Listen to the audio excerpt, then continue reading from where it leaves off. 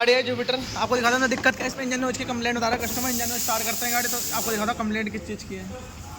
अब देखो आवाज़ आ रही है, आपको देख सकते हैं आवाज़ आ रही है। अब खोल के दिखाता हूँ किस चीज़ की आवाज़ है किस चीज़ की नहीं, आपकी बताता हूँ। जैसे कि पैनल खोल चुके हैं, देख सकते हो आप। पैनल खोल के देखो आवाज़ क्लियर सुनाई दे रही होगी आपको, आवाज़। अब देख सो खोलते हैं इसको, टैपेट का ढक्कन खोलेंगे, चेक करते हैं टैपेट लूज है क्या लूज है, चेक करते हैं। देख सकते हैं भाई, आपको दिखाता हूँ। एक तो 100 टैपेट लूज पड़े हैं, ये देखो। नीचे वाले चेक करो, नीचे वाले भी टैपेट लूज है। और एक सबसे बड़ी गलती इसमें ये है, देख लो ये रबड़ निकली पड़ी है, ये देखो। ये रबड़ लगाएंगे फिर टैपेट सेट करते हैं, इसके रबड़ पूरी जाती है अंदर, ये अधूरी नहीं रहेगी। ऐसे छोटो का ऐसे नहीं जाती रबड़ भाई, ये रबड़ पूरी अंदर जाएगी। अब दिखाते हैं क्या है क्या नहीं है।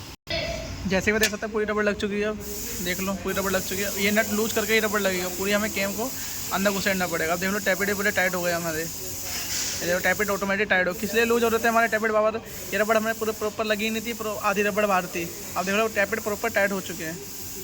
अब जरा नीचे का देखते हैं, नीचे का टाइट है लूज है, नीचे का सिर्फ लूज है टैपेट, देख सकते हो।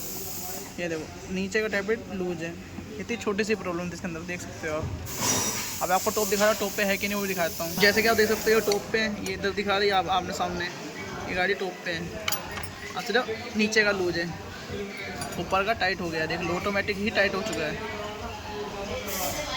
अब आपको गाड़ी की आवाज़ सुनाता हूँ, और कैसी है नहीं कैसी नहीं सुनाते हैं आप। जैसे कि हम टैपेट सेट कर चुके हैं और गाड़ी स्टार्ट करके मैं दिखाता हूँ आवाज़ कैसे शांत है कि नहीं हुई है।